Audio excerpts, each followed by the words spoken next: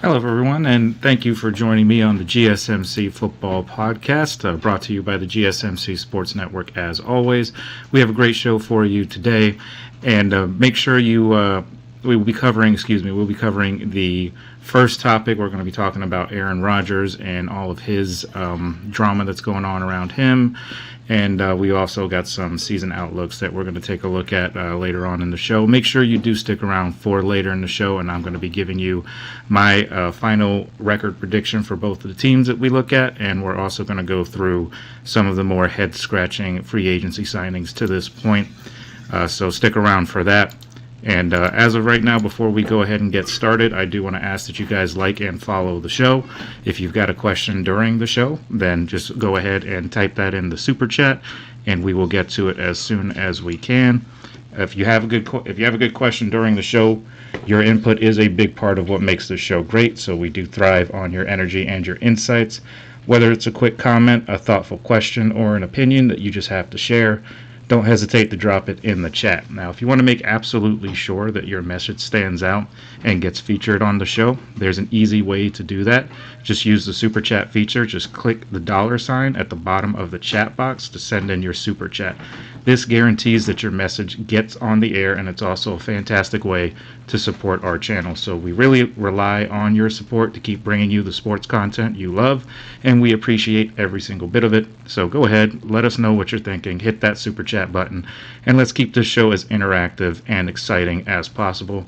And if you prefer, you can also go to GSMCsports.net to tip, donate, and leave a comment or a question there. We couldn't do what we do without your amazing support, and we're also so thankful to have you as part of our community. So once again, that link is GSMCpodcast.net. All right, so what we're going to be getting into first today is obviously a lot of things are going on about Aaron Rodgers. We haven't heard too much of anything as of right now. And I just wanted to kind of take a few minutes here at the beginning of the show just to kind of get this out of the way in regards to the Steelers and their situation with Aaron Rodgers. And I personally, of course, I've said this plenty of times as we've talked on this show, but I believe the Steelers should say no to Aaron Rodgers. And there's a lot of reasons why. Firstly, the main issue here is this doesn't do anything for the Steelers in terms of wanting them to build something or build for the future or something like that. This type of signing, if they were to do it, just doesn't really help that matters, because you're looking at what they have right now. They had Mason Rudolph. They just signed him actually yesterday to possibly be the backup. We're not sure just yet. That seems to be kind of up in the air right now with all the Aaron Rodgers stuff. My personal opinion, what I feel that the Steelers should do is they should stick with Mason Rudolph, let him be the number one quarterback, and just draft the guy. That's kind of where I'm at right now with that. Just draft the guy, let him sit behind Aaron Rodgers, and just see not Aaron Rodgers, excuse me, let him sit behind Mason Rudolph, and just let him, learn. Whether that's Jackson Dart, or I've even heard Shedeur Sanders at some points that he could possibly fall to 21. Don't know if he will or not. Only time will tell. But get one of those guys, have them sit behind Mason Rudolph. Let Mason take control of the team. He has familiarity with Pittsburgh. He's been there before. He spent most of his career in Pittsburgh before he spent a year in Tennessee last year. So he was always that guy on the Steelers roster that they drafted him in the third round several years ago, and with the intent that he was going to be the heir to Ben Roethlisberger, and that just never really panned out. They never really got a chance to give him a chance because Ben Roethlisberger stayed too long. He should have retired a couple years earlier than he did, and that kind of ended up messing up Mason Rudolph's timeline, and he did get a couple of chances to start, but, he was kind of just thrown in there a lot of the times with injuries to Ben Roethlisberger. He never really got a true shot, and what really should have happened is when Ben Roethlisberger retired, instead of the Steelers going after Kenny Pickett in the draft, what they should have done is they should have just kept Mason Rudolph, let him be the starter, and then, you build around him, and if you have to take another quarterback in the next draft, then you do that. And, you can kind of go back and talk about any of these quarterbacks or any of these situations and kind of look at it hindsight 2020, like it all seems like a good idea looking back at it, but, it is what it is. They're in this situation now. They put themselves in this situation. But in terms of Aaron Rodgers, just too much drama goes on with Aaron Rodgers. Even right now, it's just a perfect example of why the Steelers should not be waiting on Aaron Rodgers. He's taking photos on the beach, walking along the beach in contemplative thought. And he's just, he's holding teams that are interested in him hostage. And what's so funny about that is Mike Tomlin, one of his biggest phrases that the media loves to repeat because they love Mike Tomlin so much, is that we want volunteers, not hostages. Well, guess what, Mike Tomlin? You are currently a hostage because of Aaron Rodgers. You are relying on a 41, soon-to-be 42-year-old quarterback to come in and, take you guys to the Super Bowl? Because that's not going to happen. There's no way he takes you to the Super Bowl. So, the most that you can get out of Aaron Rodgers, I believe, is just another 10-7, 9-8 sort of year, and a wild card playoff, if that, and they'll probably get blown out in the first round of the playoffs. Rinse and repeat. It's the same thing that always happens with the Steelers under Mike Tomlin in recent years anyway. So cut your losses at this point, if he is not willing to give you an answer yet, then why are you waiting on him? He's from the reports that I saw anyway, he's asking for 2 years, $90 million.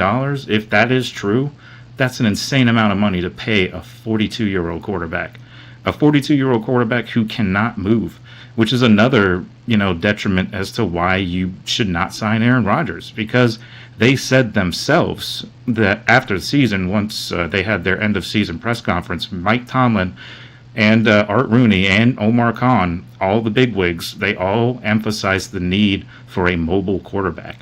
So if you have the need for a mobile quarterback, you had Justin Fields right in the palm of your hand.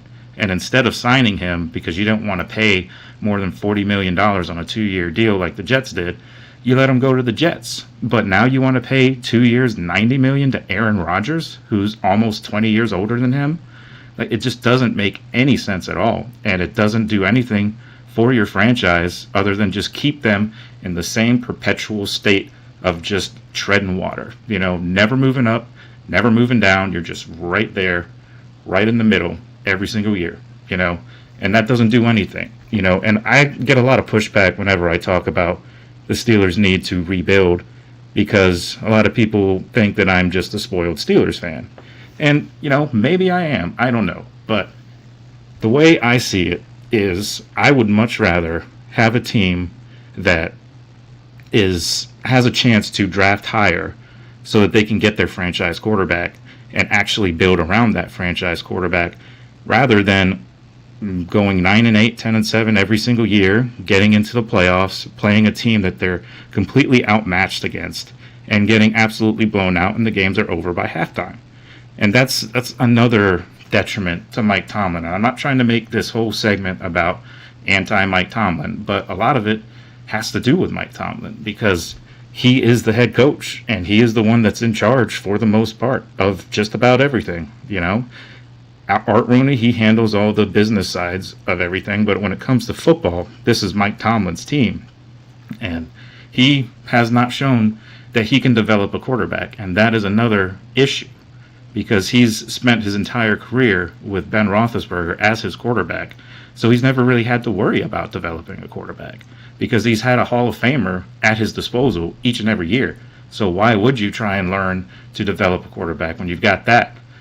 So, that's a big thing that not a lot of people talk about in the media, because they're all enamored with, how well he speaks and how intelligent he is and how much of a leader he is. And he is a leader, I'll give him that. You don't get to 18 seasons in the NFL as a head coach without being somewhat good at your job. So I give him credit for that, for being able to get the most out of teams that are not necessarily great rosters. But he is also, at the same time, wasted a ton of talent on that team over the years. Take a look at the Killer Bee era. The Killer Bee era that had Antonio Brown, Martavis Bryant, Le'Veon Bell, and Ben Roethlisberger all in their prime. And they end up going to the playoffs, and in the very first round of the playoffs, they get basically blown out by Jacksonville and Blake Bortles. Like, that's the other thing, is when they get into the playoffs, the teams, whenever they do win in the playoffs, which is very rare, they beat teams that have backup quarterbacks in. But anytime that they have to play an elite quarterback, like a Josh Allen or a Lamar Jackson or Patrick Mahomes or, whatever the case, or Joe Burrow, in the playoffs, they cannot do it. Hell, they lost to Baker Mayfield and the Browns at home in the playoffs in 2020, in a year in which, instead of drafting Chase Claypool in the second round, they could have drafted Jalen Hurts. But they took Chase Claypool, and look, Jalen Hurts just won a Super Bowl. He's been to 2 already. And Chase Claypool is out of the league. So it's like, like I said, I don't mean this to be like a big rant on the Steelers, but I have to get this off my chest because it's just been driving me crazy over the past few days of the Steelers trying to court Aaron Rodgers. I'm like, why are you waiting on Aaron Rodgers' decision? Why are you waiting on his decision? You signed Mason Rudolph, so that pretty much all but guarantees that Russell Wilson is not coming back. So at this point, if Aaron Rodgers is, just twiddling his thumbs, walking on the beach, contemplating life, you need to move on. You still got moves to make in this offseason. You can't afford to just keep waiting on a 42-year-old quarterback to tell you he wants to play for you. The way I see it is that if he wanted to play for the Steelers, he would tell you, and then we would move on. But that's just not Aaron Rodgers. Aaron Rodgers loves the attention. That's why he's going to drag this out for as long as possible. I don't expect to hear anything about Aaron Rodgers until probably several weeks from now, when we get closer to the draft, or maybe even after the draft. Then Rodgers will finally make his decision, and then it'll be too late because the draft will come. You can't wait that long because you gotta do something in the draft. You don't know if you're going to need to draft a quarterback. You do, but in the Steelers' mindset, you don't know if you need to draft a quarterback because you're waiting on this old guy to give you an answer. So there's so many other reasons why the Steelers should say no to Aaron Rodgers. And I don't have enough time to cover it in one segment, but, the other issue is you just signed DK Metcalf, and you have George Pickens on the roster. Those are two pretty, high personalities, to put it lightly. So then you want to throw Aaron Rodgers in there, who just has drama everywhere he goes. It's just a recipe for disaster. You're not going to be successful like that. I guess if there is only one saving grace about possibly signing Aaron Rodgers, is I think he is more likely to have a year in which he had with the Jets, in which they ended up firing a bunch of people. I'm not saying the Steelers will fire anybody because that's just not their thing. But you can have a lot of drama like the Jets did and end up, being worse off than you were before.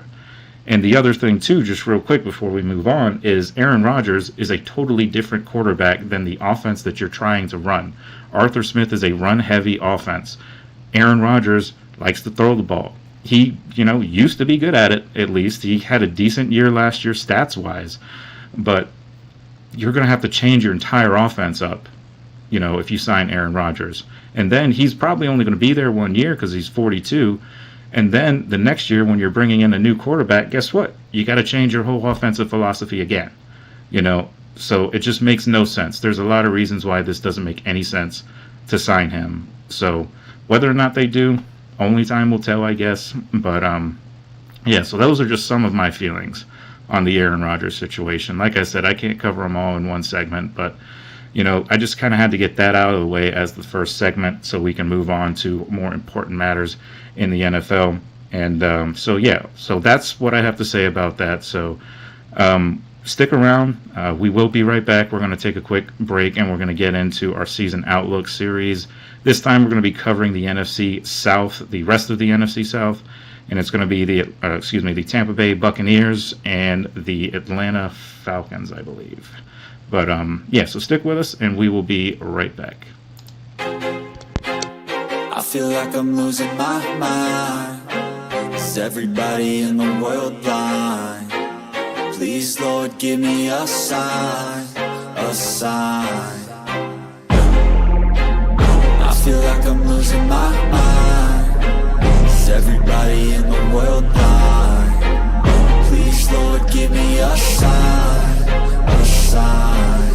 I wanna be the greatest. Everybody on the fake shit. I look around and feel like everybody is the fakest. I make this every day and I'm impatient, hoping one day I blow up from the basement. Statement, the top is so vacant. I don't hear shit that I think is amazing. Waiting for my day when I'm playing sold out shows for 1,000 faces. Hey, give me that crown, get in my way and to be put down. It ain't your place, all this my town. If I want that shit, then I'll get it right now. I'm losing it, the noose it fits. I'm losing shit, a stupid myth. You choose to live or choose to dip. You choose to fight or lose your grip and lose a gift. I feel like I'm losing my mind. Is everybody in the world blind? Please, Lord, give me a sign, a sign. I feel like I'm losing my mind. Is everybody in the world blind? All right, guys, welcome on back to the show.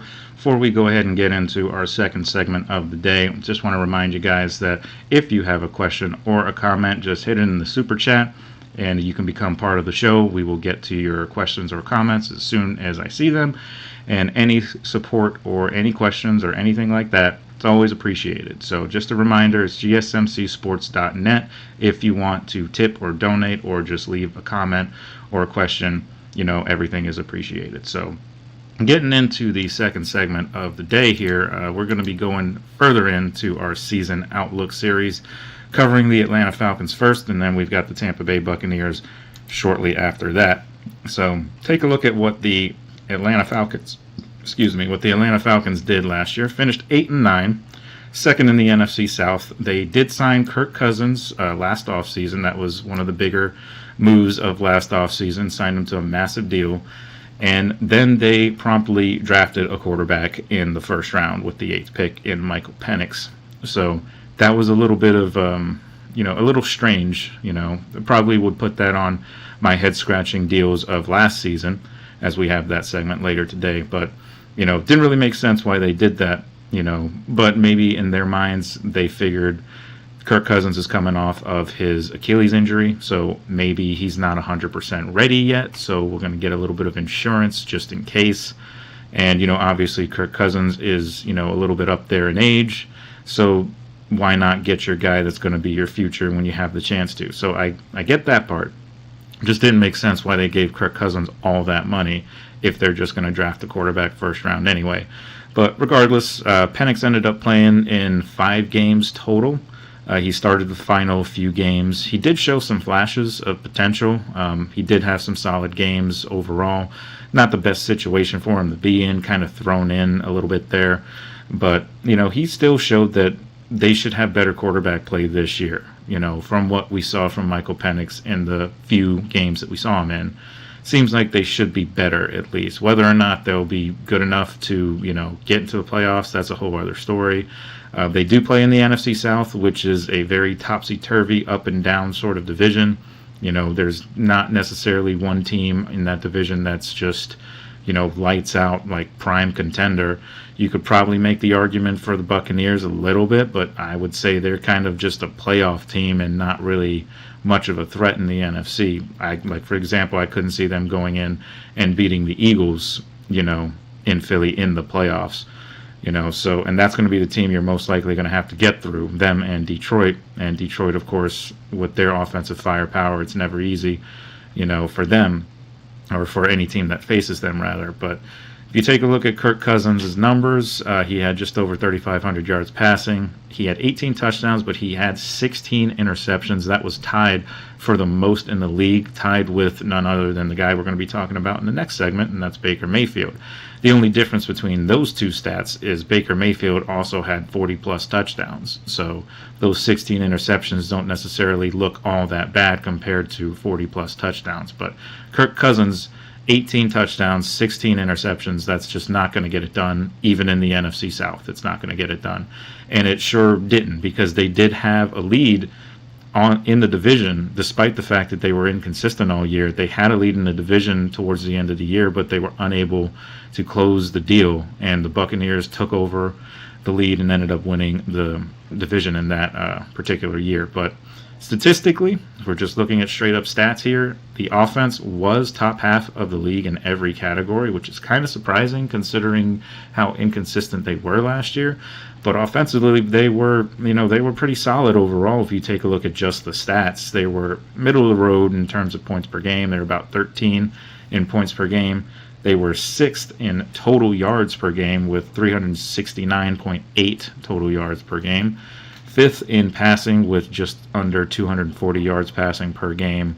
And they were also 10th in rushing with just over 130 yards per game. So they did have some pretty decent, games, or at least stats-wise anyway. So that didn't necessarily translate into, great play or consistent wins. They lost more games than they won last year, but that was partially because of the other half of the team, and that is the defense. The defense was bottom of the league in just about every single category. They were about middle of the pack in against the run and in interceptions made, but the rest of the stats, 31st in the NFL in sacks with 31 sacks. 22nd in passing yards per game with just under 224 yards passing, and then they were 23 in total yards allowed per game.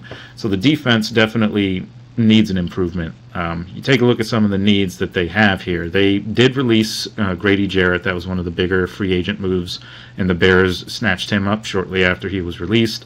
They do need a wide receiver, most likely, to pair with Drake London and Darnell Mooney. Drake London is a solid receiver. Darnell Mooney has his moments too, but they don't really have a big guy that's going to really scare you, like a stretch the field sort of guy. Like both of those guys, London and Mooney, they're solid receivers, reliable catchers and all that, but they don't really have a deep threat right now. And you could say Drake London could grow into that because he is still young and he still has talent, so there's a possibility there, but they need to upgrade that wide receiver room as well. They're still pretty solid at tight end with Kyle Pitts. I know a lot of people kind of are underwhelmed with Kyle Pitts at times because he doesn't get in the end zone a whole lot, but he still is a talented tight end. I've just felt like they have not really used him in the right way since he came to Atlanta. I mean, when he was at Florida, and I'm a Florida Gator fan, so I followed him when he was at the Gators, but when he was in Florida, they were getting the ball to him a lot, putting him in better positions and all that. I mean, I know college and NFL are totally different monsters, so, different set of circumstances. I get all of that, but that is a guy that you can send out as a pseudo wide receiver and go out and have like deep passes, deep routes, stretch the field a little bit with Kyle Pitts, because if you look at his frame, he's a massive tight end. So he's a mismatch on just about anybody on the field.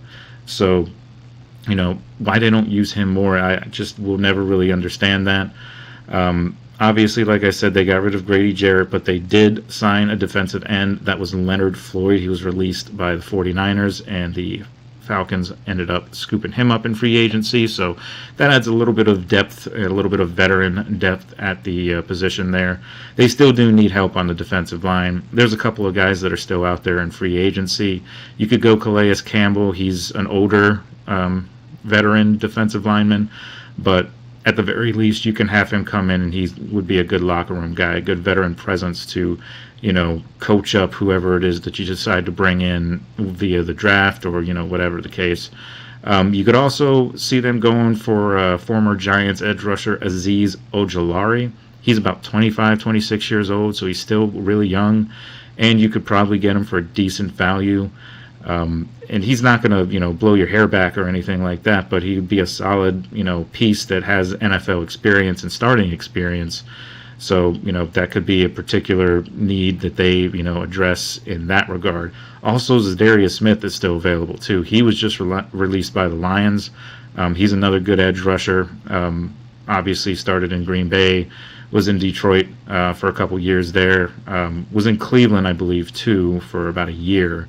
But he was just released by the Lions, so maybe they could go after him, or maybe they go defensive line in a very deep defensive line draft class. So only time will tell in terms of that.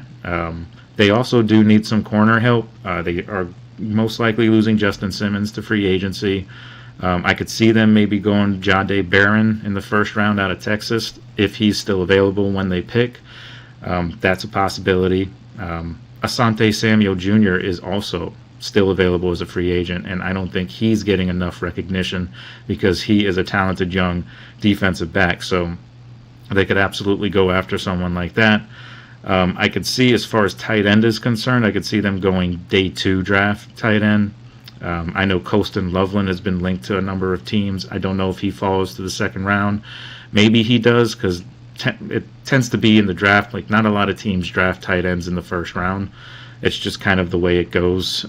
You might see a couple here and there if they're like really highly touted, like say Tyler Warren out of Penn State. He's most likely going to be gone before the Falcons pick, but they could go day 2, maybe get Colston Loveland, out of Michigan. So that's a possibility. I could see them going. But a couple other wide receivers, because we were talking a little bit about how they need a wide receiver to pair with Drake London and Darnell Mooney. Now, if you want to roll out those two as your 1-2 wide receivers, you could go get a guy like Amari Cooper for wide receiver depth, because he's a good character guy. He's not going to ruffle any feathers, and he's a solid receiver. He's a little bit older, but he's still pretty solid, overall. I wouldn't go after a guy like Stephon Diggs just because of his, personality. I feel like would kind of clash with a young quarterback, because Stephon Diggs tends to get a little upset whenever he doesn't get the ball thrown to him enough. And if you sign Stephon Diggs, he's most likely not going to be your number 1 receiver. So that could cause a little bit of friction there. I don't think you would really want to go there that way. I would say Cooper Kupp, but he was actually just snatched up by Seattle. That news broke just before I got on the show here. So he's gone. He's off the board, and that helps Seattle, and that kind of changes some of the things I'm going to talk about in the final segment.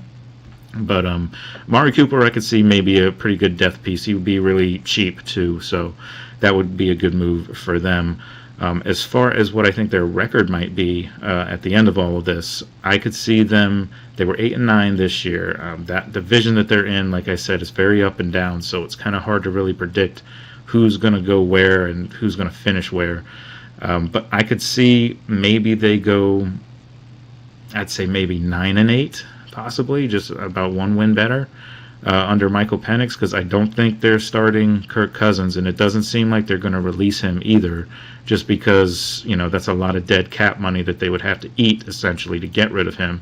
And I don't see anybody trading for Kirk Cousins simply because of that contract, unless they could come to some sort of agreement where the Falcons would be paying most of his salary, at least in the first year, or something like that.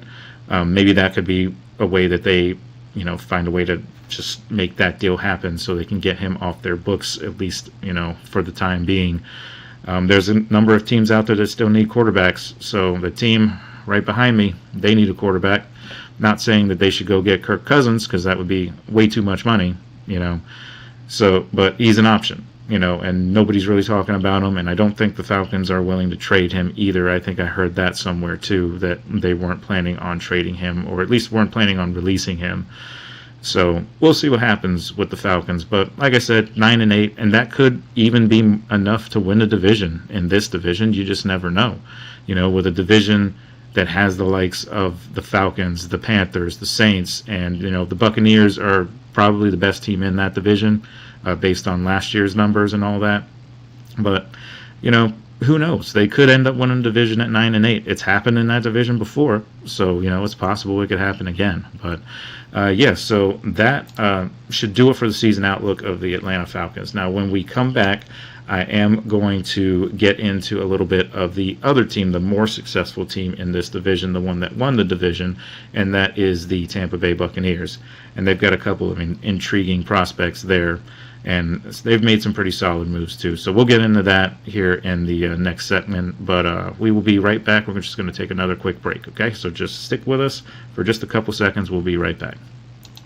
Looking for your daily fix of sports talk without having to pay for it? GSMC Sports Network is available on YouTube. Just search GSMC Sports Network. Get your fix of daily sports talk shows on YouTube, absolutely free. NFL, college football, NBA, MLB, MMA, UFC, fantasy football, and so much more. GSMC Sports Network has shows running all day long, with new sports shows starting every 2 hours. Just like on your favorite cable sports channel, except GSMC Sports Network is absolutely free. Just search GSMC Sports Network on YouTube to catch one of your new favorite shows, like the GSMC College Football Podcast, Chip Shot Football Podcast, Hoops and Heels Women's Sports Podcast, GSMC Basketball Podcast, and so many more. Check it out for yourself. GSMC Sports Network, now available on YouTube absolutely free. Search GSMC Sports Network on YouTube right now. All right, guys, welcome on back to the show. We're going to get into our third segment of the day. We're going to be talking about the Tampa Bay Buccaneers and what they were able to accomplish last year and what they might be able to do as we continue on here in this upcoming season. Now, just to take a look at what they did last year, finished 10-7. They did win the NFC South, as we briefly talked about in the previous segment. They were trailing the Falcons for a good chunk of the year, and then were able to catch them at the end and overtake them and win the division. And Baker Mayfield was a big reason why that happened. They were third in the NFL in passing yards. Baker Mayfield just basically went off last year, and he gets kind of overshadowed by the other great quarterback plays that ended up, being higher touted, that are closer to MVPs, such as like Josh Allen, Lamar Jackson, like those guys, Joe Burrow. Those guys all having tremendous years last year just kind of overshadowed what Baker Mayfield was able to do. And as I mentioned before, he did have 16 interceptions, so obviously you want to see him cut down on that. You don't want to turn the ball over as much as that for sure. But it did definitely help that he ended up having about 4,500 yards passing and 41 touchdowns overall. So he was very, very good last year. And they were also fourth in rushing yards per game, which I think definitely helped the passing game in tandem there. Having guys like Bucky Irving, was a young guy coming in and having the year that he had over 1,000 yards. So, he was solid for them, and a lot of people probably didn't expect a guy like Bucky Irving to come in and be as good as he was for them. And obviously he's still very young, so, only time will tell as far as how he can bounce or get, better in the second year, and all that. But they were definitely very good in the run game because they were best in the NFL in terms of time of possession. They had the best ranking, held the ball more than anybody else in the NFL. So that is one of the keys to winning games, is keeping the ball away from the other team. No matter how good the other team is, whether you have Patrick Mahomes, Lamar Jackson, Josh Allen, Joe Burrow, all of those big-time quarterbacks, no matter who you have, if they don't have the ball a lot, it's going to be hard for them to make a dent in your defense. So having that was definitely, a positive for them. And they were fourth in the league in scoring as well. They had almost 30 points per game. So definitely good there. That's a clip that you want to stay at. You're going to win more games than you lose in the NFL when you're averaging 30 points a game. Third in the NFL in total yards per game, too, with just a touch under 400 yards, total yards per game. That is pretty good. I mean, it's, getting 400 yards in a game is maybe not necessarily as, big a deal now in this type of NFL that we live in as it used to be, but still good for third in the league, so that's nothing to sneeze at. And outside, when you take a look at their defense, outside of their rush defense, which was fourth in the league, the defense wasn't great, and you can kind of start to see the cracks in the armor, the chinks in the armor, when you start looking at their defense. They were 29th in the NFL in passing yards allowed. That is very close to the bottom of the league. 29 out of 32 teams, that's not good. You don't want to be there. So you kind of understand why Baker Mayfield had to have as good of a year as he did, because they probably would have ended up near the bottom of that division if he didn't. The defense just was not very good. They were middle of the pack in just about every other stat other than sacks. Sixth in the league in sacks last year, so that was at least pretty good. Having a big defensive tackle like Vita Vea certainly helps that, and he's also not getting any younger too, so they may have to address that in terms of the draft and everything too coming forward here. But Bucky Irving, like I said, he was very effective last year, had exactly 1,122 yards was the exact number, and he also had 8 touchdowns rushing. So, that's a good running back. That's a solid running back. Not every running back is going to be Saquon Barkley. So if you can get production like that out of a young running back like Bucky Irving, then, he's only going to get better. So that's a good move for them. So taking a look at some of their needs over the course of this offseason, they did do a couple of things already. They re-signed Chris Godwin, which I think was a very, very smart move to keep him along with Mike Evans. That is one of the more, I think one of the more underrated things about the Buccaneers is their ability to have quality receivers at, each ranking, first, second, third position, third receiver, second receiver, any of those guys. They're all solid guys. They're very good at developing wide receivers. And Mike Evans is a future Hall of Famer and is definitely one of the best receivers even still in this league. And he missed a couple games due to injury, but still ended up with over 1,000 yards. For I believe that he did break the record, I believe, of most consecutive seasons with 1,000 yards, and he just barely got that in the last game of the year, I think it was. But he's a very good receiver and doesn't get talked about enough. And he probably is one of the more underrated receivers overall. I think they have one of the more underrated receiver rooms in the NFL, period. Chris Godwin, Mike Evans. Chris Godwin could be a number one on any other team except for maybe, the Vikings when they have Justin Jefferson, or the Bengals who have Jamar Chase. But outside of like those two teams that have these, ridiculous wide receivers, Chris Godwin could be a number one somewhere. But he, of course, chose to stay in Tampa, and I think that is the right move. It's the chemistry is there. Just the whole team is built around those guys. So, I think that's a good move for the Buccaneers, keeping a hold of him. They have the 19th pick in the draft this year, so we'll see what they decide to do with the draft. They did sign former Jets edge rusher Hassan Reddick to a one-year deal.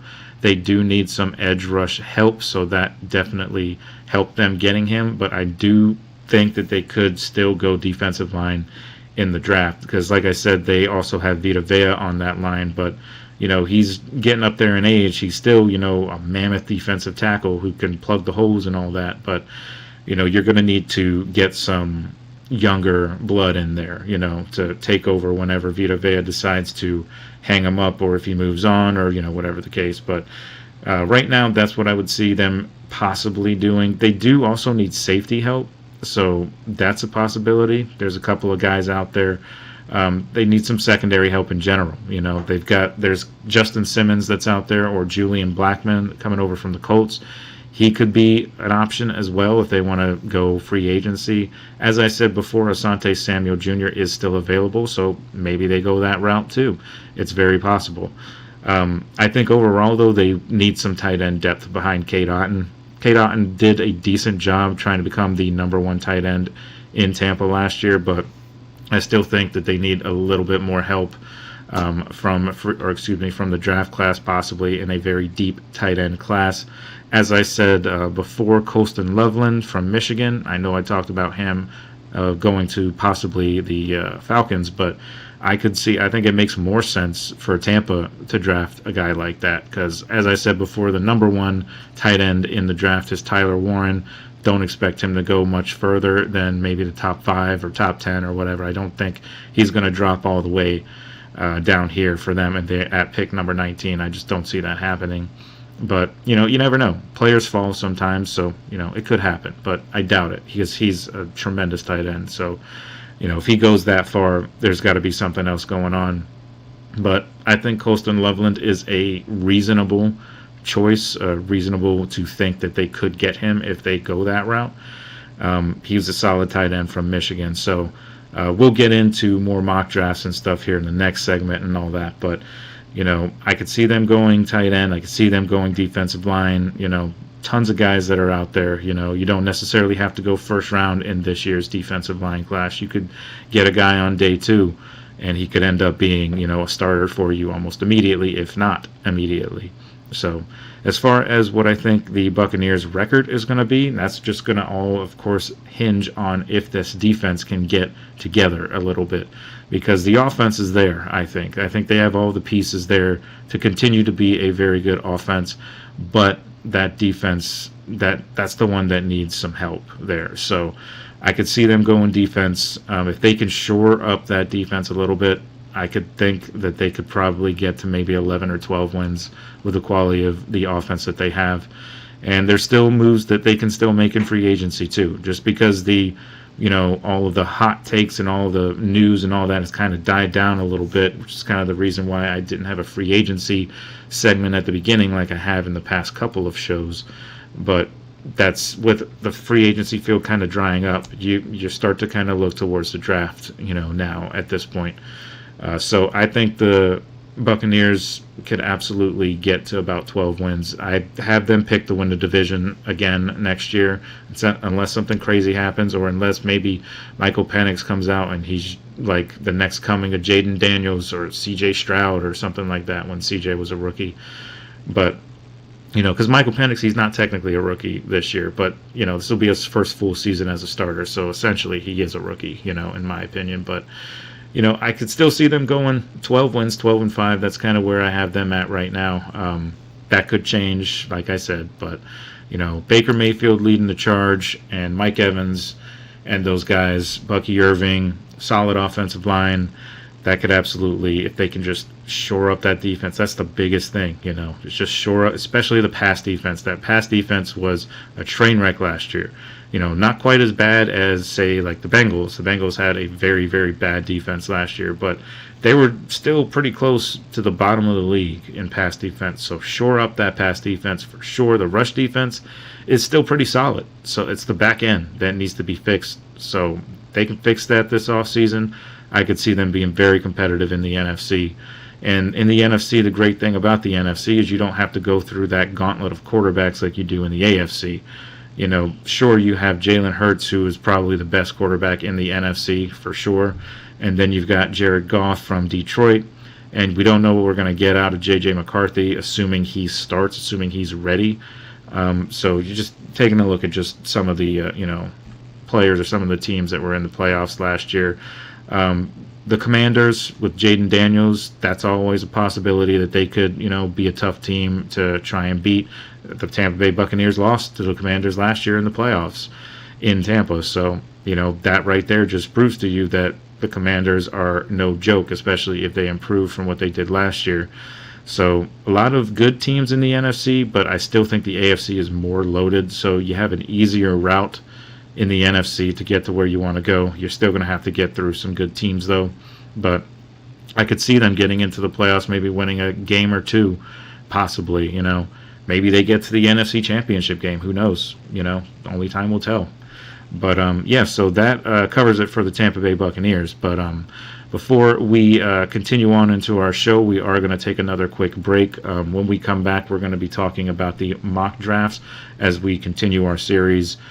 We started a few weeks ago, and now we are on picks 16 through 20. So we're starting to get to the teams that were middle of the road last year, and we're getting closer to those elite teams as we move on, and we'll probably finish off the entire first round of the mock draft, I would imagine, next week if everything goes the way it should go.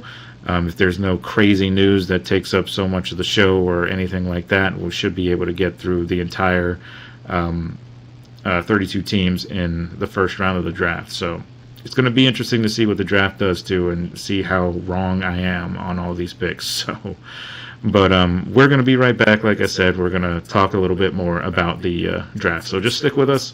We will be right back.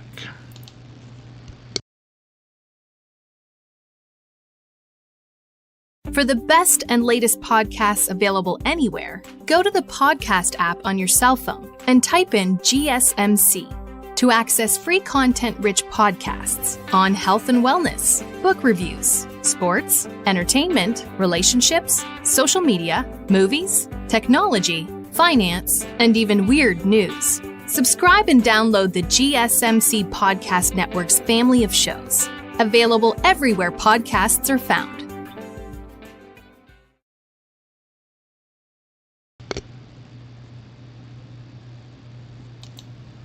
All right, guys, welcome on back to the show. We are going to start getting into our mock drafts here in this next segment. We're going through picks 16 through 20. So there's a lot of guys that are still available based on my previous 15 picks that I did. So let's just get right into it. We've got a little bit of a different format here, how we're doing these picks here. We're going to go starting with pick number 16. Didn't mean to kind of spoil that there for you there on this draft. So you know what I'm picking for the Seahawks at 18. But anyway, so the Cardinals, they are at number 16. And this is who I have them going. I have them going defensive tackle Kenneth Grant out of Michigan. I just think that would be a very good pickup for them. Take a look at some of his numbers. He's a big-bodied defensive tackle. He's 6'4", 331 pounds. He was rated the 5th best prospect at defensive tackle at the Combine. Take a look at some of his attributes here. He's got a broad chest, so he's a big-bodied defensive tackle. He can plug a lot of holes, much like a guy like a Vita Vea. He may not be necessarily as big as him, but, he's got that same type of, frame, where he could end up being very powerful. He's capable of playing multiple spots in both odd or even fronts, so that's obviously you want some flexibility on your defensive line, guys that are willing to move around, and that'll help confuse opposing offenses. So you definitely want something like that out of your defensive tackle, especially picking him in the first round like that. Now, he's been mocked by a lot of different outlets, going to a number of different teams. This is just kind of where I have him at right now. I feel like he's really good at, if you watch some of the games last year, he's really good at absorbing double teams and splitting double teams and all that. So that's obviously a good attribute to have in a defensive tackle. He's got good strike because he is a powerful guy. So he'll, hit that first arm, that first hit, knock you off balance, and then he can kind of move from there. He's not necessarily the fastest guy, but you don't need a defensive tackle to be super, super fast, anything or like that. You just need them to have good handwork, good footwork, stuff like that, and being able to shed blocks. And he has the ability to do that.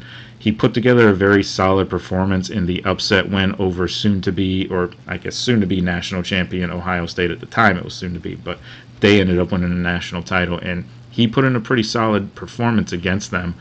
And, he's very good. He's got heavy hands. He's a good interior rusher, and the Cardinals need that. They need an interior defensive lineman to help. So this definitely addresses a big need for them. So I think just everything about it is a solid pickup for the Cardinals. If, of course, he's available. This is all predicated on the fact that he will be available. All of these picks, really, except for maybe the exception of the very first pick of the draft, of course. But, these guys may not be available, these ones that I'm picking. So it's possible. He's that good of a defensive tackle that he could go earlier than that. But I think it's a good move for the Cardinals if they go ahead and get him. With the next pick that I have here, it's the Cincinnati Bengals, and I've got them going Michael Williams out of Georgia, the linebacker, and obviously he is an explosive linebacker. He is very, very good, and the Bengals could use a guy like that, especially with the questions that are surrounding Trey Hendrickson, how he has requested a trade. They have granted him that opportunity to request a trade, and he can seek one out. Nothing's happened yet, but if it does, they will need a replacement.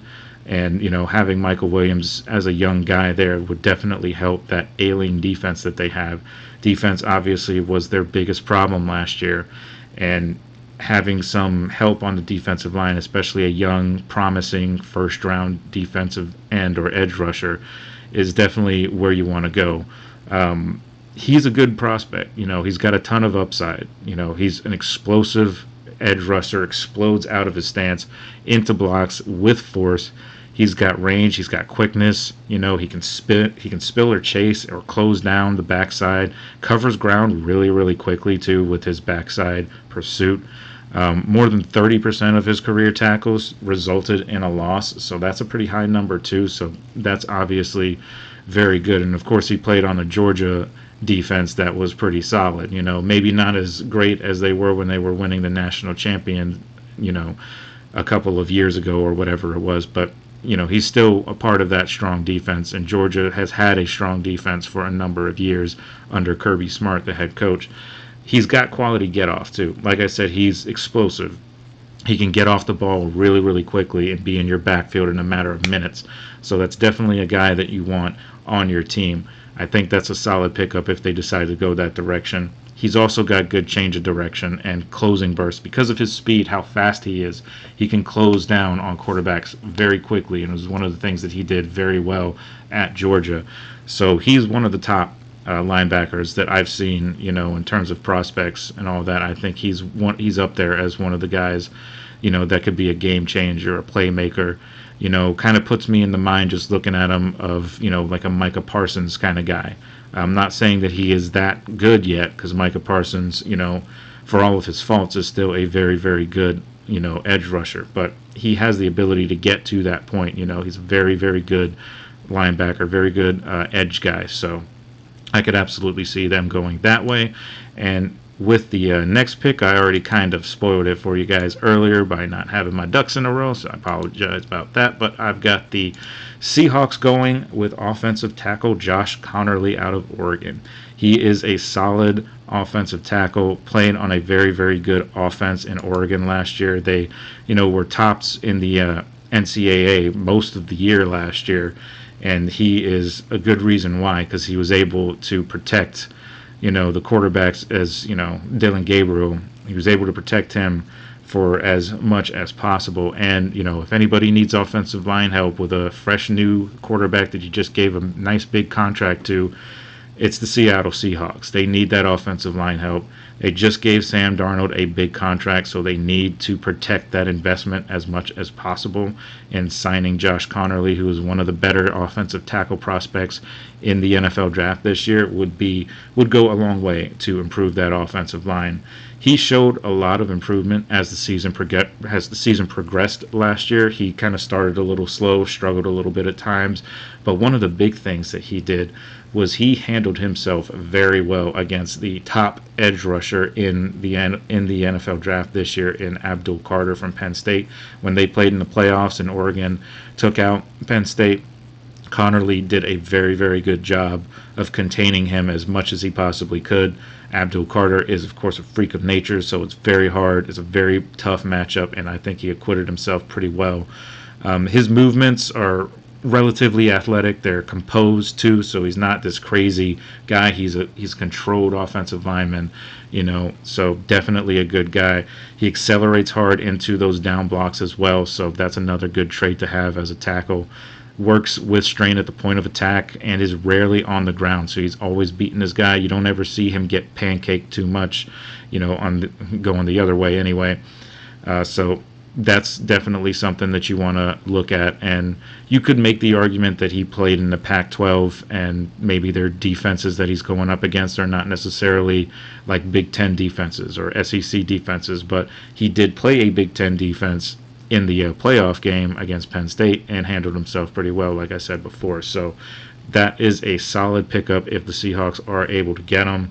So I could see them going that way. And like I said, all of these are just kind of predicated on the fact that these guys may or may not be there. So we'll just have to kind of wait and see in that regard. But moving on to our number 19 pick in the draft, I've got, I've got the Tampa Bay Buccaneers, and I've got them going linebacker Jihad Campbell from Alabama. And that goes without saying, when you play in Alabama, and you're a linebacker, you better be good at your job. And Campbell was absolutely one of those guys. He is a freak athletically. He was amongst the top 5 edge rushers at the combine, ran a crazy 4.5 40. So he's explosive. He's first team All-SEC last year. He led the team. He had 117 tackles and 5 sacks. Also had 11.5 tackles for loss. He tied for the team lead with 2 forced fumbles also. He also had an interception and 2 pass breakups as well. He started all 13 games, so he is reliable health-wise. His pursuit speed just allows that sideline-to-sideline workspace that he's so good at. He breaks down and mirrors backs as an open field tackler. He's a very good open field tackler. Definitely something that you want. And I know we talked about the Buccaneers defense a little bit in that previous segment and how they need to shore up that defense. And this guy right here goes a long way into you shoring up that defense, because he has that burst. He has that workaround ability. He can threaten as a rusher. He's a great open field tackler. gains depth quickly from zone and can cover running backs too. That's a big part of being a linebacker, especially in Alabama. You want to be able to cover the running backs because there's so many offenses. They like to have those running backs come trailing out or, little dump off passes or little screen passes, and he was very good at stopping those kind of plays. He's got good, quick read and react time. He can challenge the passing lane if he can read the eyes of the quarterback, get into that passing lane, and he can be very effective that way, and he was at Alabama as well. So I could absolutely see the Buccaneers going there. I think they would get very good value out of him by picking him at number 19. So that would be a solid pickup for them. Moving on to our final one of this segment, we're going to be talking about the Denver Broncos, and I have them going wide receiver. I got Luther Burden III out of Missouri. He is another wide receiver that is very, very talented and something that the Broncos do need to, kind of pair with Courtland Sutton. Courtland Sutton obviously is the deep threat guy. He can make tremendous catches. But Luther Burden is no slouch when it comes to that too. A lot of early comparisons when I've kind of went through the research and looked at everything, a lot of people are comparing him to Garrett Wilson from the Jets, and we all know how good Garrett Wilson is. You see some of the catches he made, especially that one catch that they just kind of called like the Jordan brand catch because of how he made it. That catch was ridiculous, one of the best catches in the NFL last year. So I'm not saying Luther Burden can go out and make a ridiculous catch like that because that's extremely difficult to do, but he's got that type of ability though. He's got early acceleration. He can bypass defenders. He's got that top-end speed that you want to stay ahead. He ran a 4.41 40-yard dash, so that right there shows you how fast he is. He was the third-ranked receiver at the Combine, too. So definitely a guy that you would want on your team. Had 61 catches last year, 676 yards, and had 6 touchdowns. Played in 12 games and had 10 starts. So, obviously he's a very, very good guy. He had 9 carries, too. He ran the ball. That's the other thing, is that he's very versatile when it comes to that. He can run those little jet sweeps and those wide receiver, sweeping plays or drags, or, he can run all of those kind of plays. He had 115 yards rushing on 9 carries and 2 touchdowns. So, obviously, he is good in terms of that. So, it would be a good pair to have with Courtland Sutton. He's got that, ability to run very good routes. He's very good at that. He eludes that route redirection, and he maintains his vertical momentum a lot when he runs. He's got that natural playmaking skill, and he's got natural instincts too. He can get to the ball. He's very sure-handed. Operates with well-timed hands, strong hands, plucks basically all of those difficult throws out of the air, and he gets it, and he's very, very good at that, very good at catching the ball away from his frame and not right into his body like some receivers tend to do. So he's very, very good at that. He's got great ball skills, great body control. He can make all those difficult catches look really easy. So I think that would be a great job, especially with the Broncos, with their young quarterback in Bo Nix. Having a guy like Luther Burden on the other side of the field opposite Courtland Sutton, I think would be a huge help to Bo Nix's development as a quarterback overall. So I think that's a very, very good move if they decide to go that route. So we'll see. The draft is going to be interesting, how, it all shakes out and everything. There's a lot of really good players available. So we'll just have to see how it all goes. But, so that covers it for my mock draft on those 5 picks there. But as I said, we're going to talk more about that next week on our Monday show as we get into mock draft picks 21 through 25. And there's some interesting teams to talk about there as well. So we'll get into all of that next week, so definitely look forward to that. But before we get into our final segment of the day, we are just going to take one final break. And when we come back, we will get into what I believe is the most head-scratching decisions of free agency.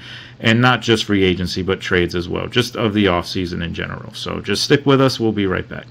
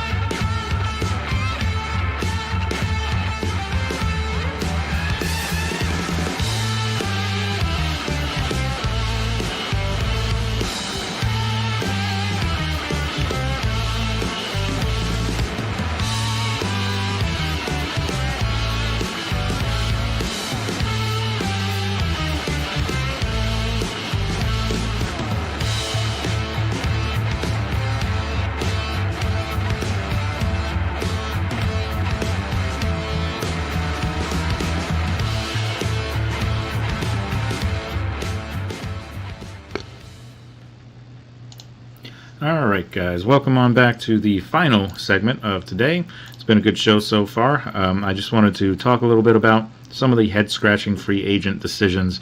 And like I said right before the break there, this isn't necessarily all just free agent signings. This is also teams that have made trades, things like that. Basically, guys that have moved on to teams that they were not on last year. That's essentially what this is here. So, if you have any questions or any disagreements with any of this, definitely feel free to mention that in the comments, and, I'll respond to them. We get a little debate, a little, chat going on here. So take a look at one of the first ones that I have here on my list. I have Dan Moore signing a 5-year deal, $82 million with the Tennessee Titans.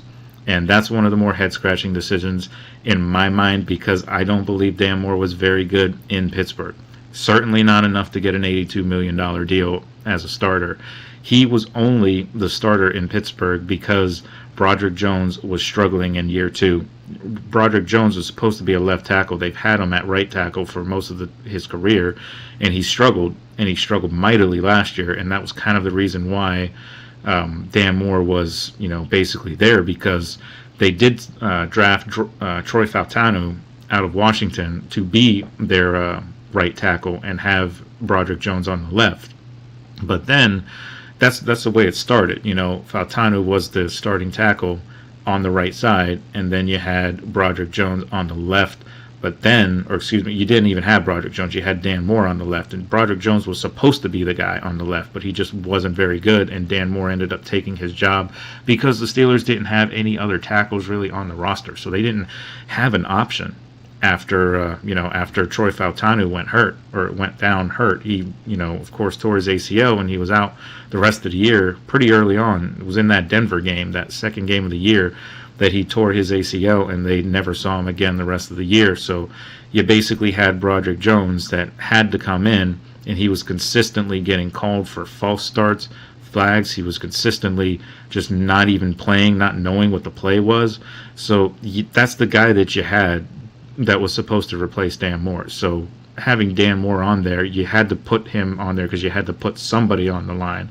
And I just don't think Dan Moore was very good. He's reliable injury-wise, sure, but he can't play both sides of the line, so you don't really have that flexibility with the swing tackle or anything like that. He gets beat far too often, ends up on his rear end more often than not, which is not what you want to see in your offensive tackle. And for all of that, he gets rewarded with a 5-year, $82 million deal. I just don't get it. It just doesn't make sense to me.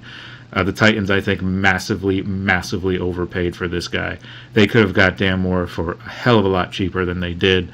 Instead, they decided to sign him to a 5-year, $82 million deal, and I think about 45 or so million of it is guaranteed.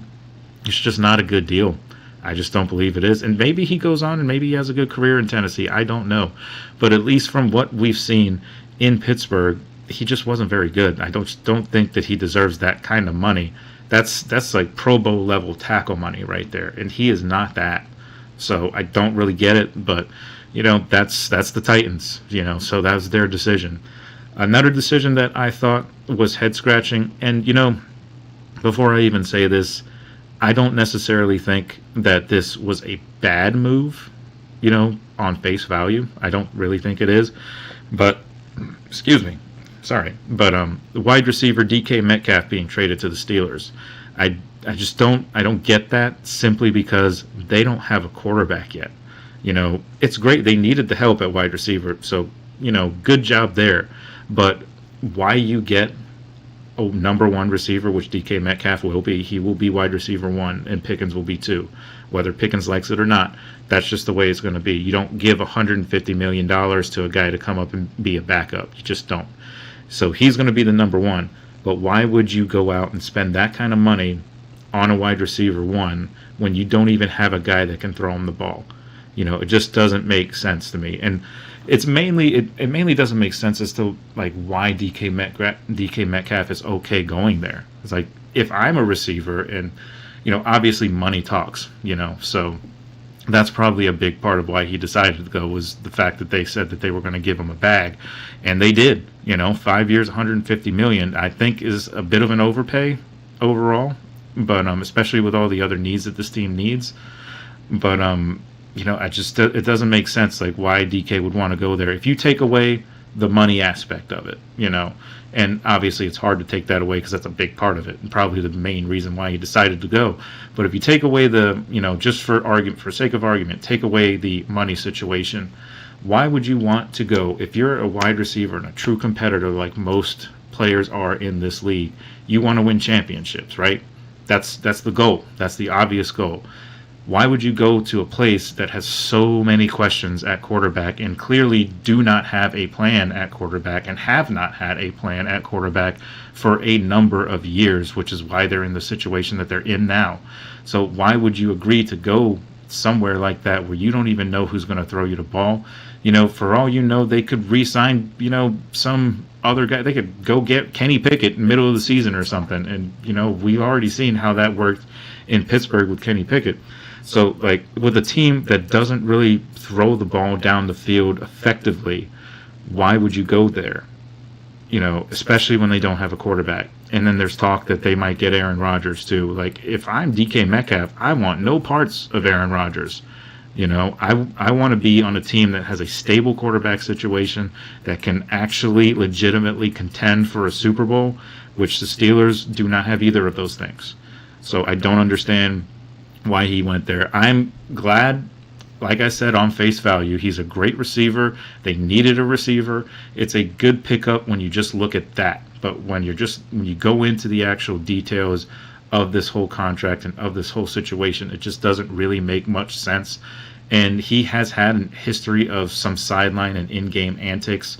I know the popular word is crash out. He's a lot like that. He's had a lot of issues like that. And guess who else has had a lot of issues like that? Yes, that's going to be the other guy that he's supposed to be mentoring, and that's George Pickens. George Pickens has a crash out once a game usually. And so you add both of those guys on, and then you want to bring in Aaron Rodgers, who's a whole other head case in itself, and you want to just pair all those three guys together. It just doesn't make, why? It doesn't make sense. You're just asking for disaster with all of those personalities. I know Mike Tomlin has had a history of dealing with flamboyant personalities, but this is a little different, so we'll see how that ends. I mean, it doesn't seem promising to me, but, I'm no expert. I'm just talking on a podcast, so I don't know. I'm not in the building, so I don't really know what goes on behind closed doors. But I just think there's way too many personalities in that locker room, especially if they sign Aaron Rodgers, that it just doesn't really make sense totally. But moving on, the other signing that I didn't really care for, or at least I thought was a little, strange, was the Cowboys signing Javonte Williams. They did need a running back, of course, but they did have Rico Dowdle, who actually had better numbers than Javonte Williams did. Javonte didn't have a very great year in Denver overall. He, underwhelmed after he had a pretty decent year before that.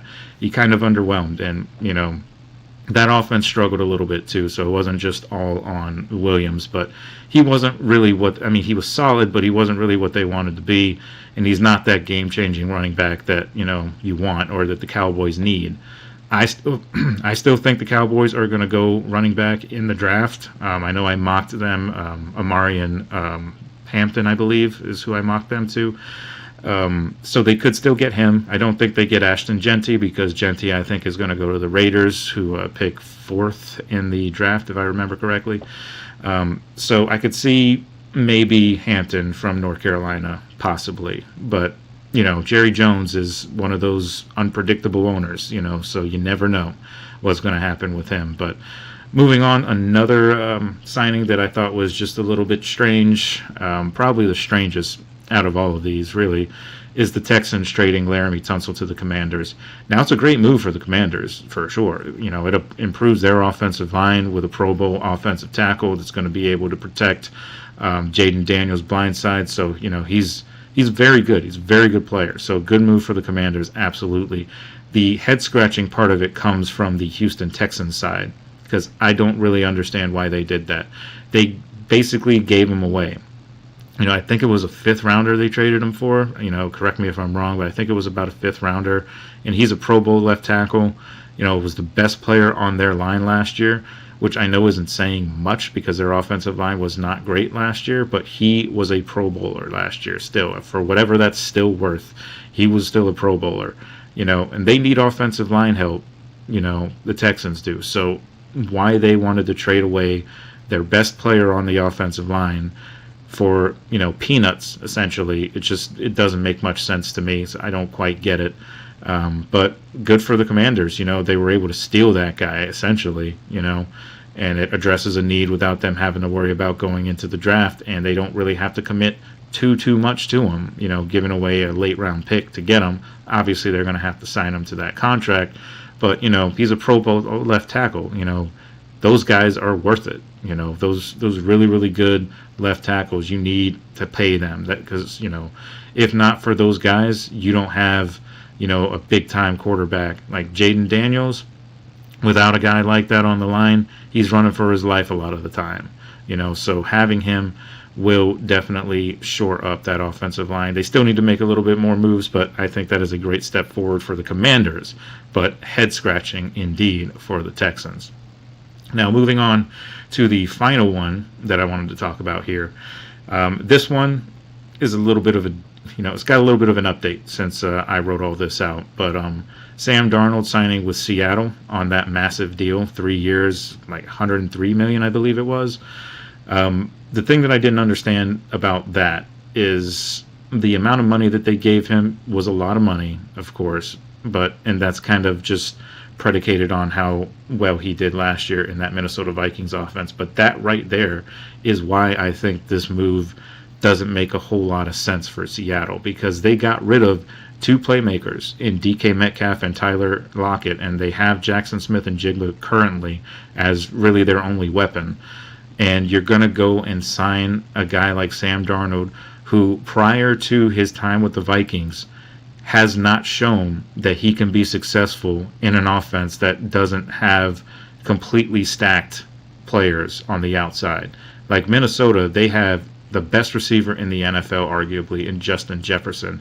They also have Jordan Addison, who is another very, very good receiver. They also have TJ Hawkinson, a very good tight end.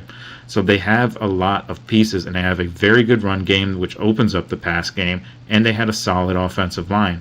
So obviously Sam Darnold looks great when he plays in that situation. So I just think it's a huge risk giving him that kind of money, especially when you took away two of what would have been his best weapons, and maybe you can make the argument, maybe not so much Tyler Lockett because he hasn't been used as much as he's gotten older, but certainly DK Metcalf, having him there would do nothing but benefit Sam Darnold by having a proven number one receiver, and you still have Jackson Smith and Jigba, who's still a very good receiver, and a young receiver at that. But he's only proven to have success in that 1 year, and that was with a stacked offense. So I just don't really agree, not necessarily with the move in general, but the amount they're paying him for it, I just don't like that. I don't think that he's worth as much as they gave him. He had a good year last year, but I think those last two games of the season last year were more accurate as to what his abilities truly are.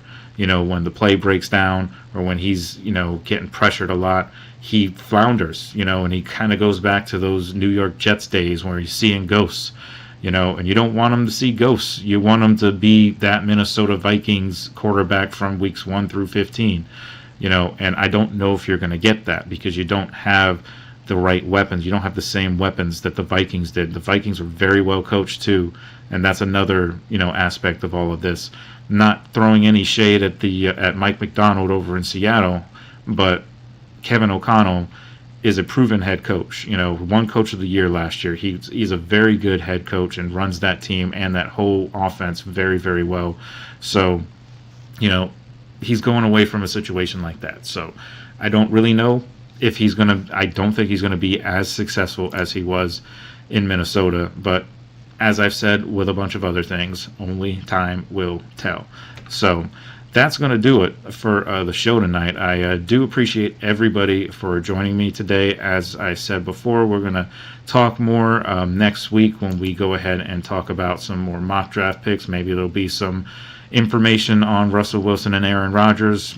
Probably more likely Russell Wilson than Aaron Rodgers, if I'm just being honest. But again, I do thank you guys for tuning in to the GSMC Football Podcast. We're presented, as always, by GSMC Sports Network. Your support does mean a lot to us, so please remember, before you leave, to subscribe to the show and leave a positive review. It really does make a difference. We also invite you to follow us on all the social medias in Facebook, X, TikTok, and Instagram for more content and updates. Thank you once again, guys, and we will see you guys next time.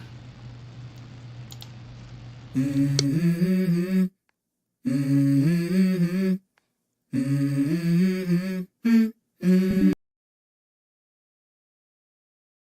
bit of drool on my pillow, feel like it's gonna be a bad day. Yeah, I'm tired of shit, and the coffee ain't hit yet. Damn, ain't that great. I don't wanna go to